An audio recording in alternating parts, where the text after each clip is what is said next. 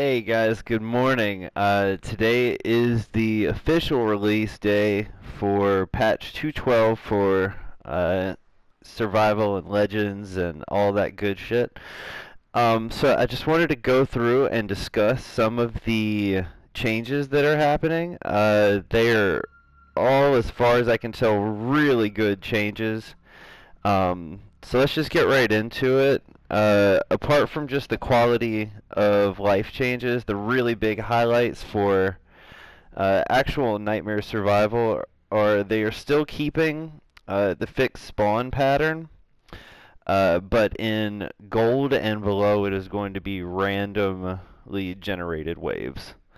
Um, so that's pretty cool. Anybody who plays a lot of Nightmare probably gets really bored playing gold really fast because it's just like a super easy version of it, but with some variety it should be a lot more fun. Um, and they fixed a bug where enemies will randomly stop attacking you, as well as adding matchmaking. I don't know if that's going to end up hanging around. It seems like there could potentially be some shenanigans. Um, with being able to just add people mid-game could mess up leaderboard stuff. I'm not sure. So the stuff I really wanted to talk about here was what they're doing to each of the individual classes. Um, the Assassin, which has been my recently most played class, just because I felt like he is underappreciated, is about to be a god. He is about to be the best he has ever been with the nerfs to all of the, especially to the Samurai coming up. This is a big set of buffs for the Assassin. So what did they do? Number one, they are removing this perk. Why are they removing it? It has to do with the fact that this should have just already been how the Assassin worked. In an effort to really define each of the classes' identities, this should have just always been what the Assassin was doing, and the fact that you had to give up a perk or a stat to do it kind of sucks. So that's a really good change, especially since they just introduced poison damages, and it is very strong if you're running Poison Blade, because it'll just proc during your ult, and the burst is really good. They're now making it so that your stealth attacks actually scale. Let me see. Yeah, your ult now scales with stealth attack damage, which I don't know how much they're going to do that, but I know they're trying to make it a more relevant stat. Let's see. They're fixing the targeting for ult, which is really good. If you've played a lot of Assassin, you know that sometimes when you are invis, it tries to click to just the nearest person, which is really a problem when you have specific big enemies you need to target. And someone running onto the screen at the last second can really fuck you over. So that's a really good change. Also, I mentioned they were taking out Experienced Assassin. They were replacing it with Deft Hands, which we haven't seen yet, but we're really hoping it's going to be a good step. Moving on. So apart from big buffs for the Assassin, we're also seeing some moderate tweaks for the Hunter. Staggering Arrow and Spirit Archer are just getting lower cooldowns. I don't think this is going to end up changing very much as far as how people play the Hunter. If you've played the Hunter much, you know that skipping Stone Bow and Explosive Arrow have been just the way to go all along. Specifically because you can take Explosive Arrow and it'll ricochet off of an enemy's head off a headshot. So there's really just no reason to run Stagger or Spirit Archer, even with lower cooldowns, just because they lack the damage to be really relevant. Staggering is really only useful on the week that immunity is a thing. So that's about it for the Hunter. Moving on to the Samurai, this is like the biggest set of changes. If you've been playing this last patch, you know that Samurai has been really overpowered. The second they gave him access to the Bombpack, pretty much all speed runs just became variations of what the samurai could do because he just literally has every tool in the game. The big change to me, apart from the Bombpack, would be this ability, Raging Flame, which is the same cooldown as all the other options. And the changes they made to it here are they increased its cooldown, so it's actually 14 seconds longer, which is a pretty big nerf. Like they just made its cooldown like a good third longer than everything else. And you may actually start to see the rise of Explosive Blade and Spirit Pull again because of that. They also reduce the amount of fire damage that it does, which when you're hitting enemies and it spreads to other enemies, which if you've played, you realize that the splash damage is just really ridiculous when enemies are clumped up. So I think that's a good change too. And the duration, it also lasts just way too long. Like it made Way of the Flame completely irrelevant because not only does it not go out when you accidentally crit hit or assassinate someone, but it just lasts forever, and it's so strong. Spirit Pull, its duration is going up. Again, trying to rebalance it so that it's a more viable pick. That's a big theme of this patch. And Explosive Blade, same sort of deal. And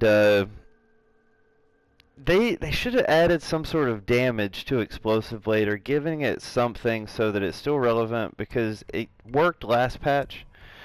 But no, the big downside was you needed to take Explosive Blade radius in order for it to be relevant, and it has just been completely outshined by Oni damage, fire damage, even ult damage. Like there's just better options here, so it really sucks to give up a damage slot for that. You're still going to end up seeing primarily Raging Flame on the Samurai, is my prediction here, but some of that stuff could be interesting for Nightmare solos. So the only thing they changed for the Ronin, actually they didn't change anything at all. He will just be the only character that can still have 12 concussion bombs. So I could have mentioned this with the other classes, just waited to mention it here. Bombs have been a pervasive element of Ghost of Tsushima Legends since it started. And with the Iki Island patch giving every character a full range of concussion bombs and black powder, really reoriented the play style of the entire game to where if you're not running bombs, you're just having an insanely impossible time keeping up. And it's a little silly to just be able to run forward into a wave and just throw bombs only. That's pretty much the Ronin's identity, and everyone else having that basically just made their class into a Ronin in disguise with all of the perks. You've seen the Ronin really dominate the first patch and completely cease to exist this patch. So it'd be really interesting to see if we see a resurgence of the Ronin, or if things will sit kind of as they are with him as the fourth worst character right now. Moving on, they really changed a few items to try to make them competitive still. Or to make different items competitive, I should say. The big shift here, Bottle Liquid Courage now can't give you 3 resolve anymore. Best it does is 2. It's not too bad a nerf, but considering we were already seeing it fall out of the meta, with most samurais ending up switching back to Smoke Bomb and still opting for munitions and Lucky for speedrunning. Seeing this get worse, even though I think the item itself was initially a little overpowered, I think is going to cause it to fall completely out of the meta and kind of just have niche uses. So moving on here, they're changing the weightless spirit, which we kind of joke and call it the useless spirit. Increase reload, increase draw speed, increase air velocity, increase max fire arrow count. They still didn't do anything to change its damage, and it cannot keep up with the skipping stone bow, period. You're still not going to see people running this for the most part. It's a waste of a legendary slot, even with the fixes. Bombpack and Forbidden Medicine, you touched on the reduction in bombs. Misty Yagata, if you've used it, I don't even have one anymore. I always end up selling them. Now there we go. You know that the healing is really weak considering you're giving up a legendary slot. Ramping up the effects are going to hopefully give us a reason to use it, but I haven't at this current state seen any cause for it except for really niche, weird solo builds or, gold and below. I don't think it's good now. It could be a lot better. We'll see. They didn't give us actual ratios on how much better it's getting, so we'll find out soon. Last but not least, on item fixes, the Magma Bomb. Again, yeah, I do have one. Um, I don't love this item, but it has a couple good uses, especially if you are running a hunter or assassin. Having that much extra smoke is really awesome. The big change here, and is a very necessary change.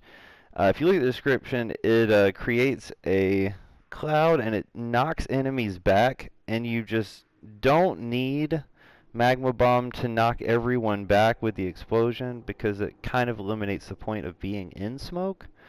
So they are taking out the knockdown from it, so hopefully it will fit better into that sort of stealth intention that they had for it. So remains to be seen. And that's about it for the stuff that's going to be relevant for Nightmare Survival. Thank you guys for tuning in, and best luck with the next patch. Y'all take it easy today.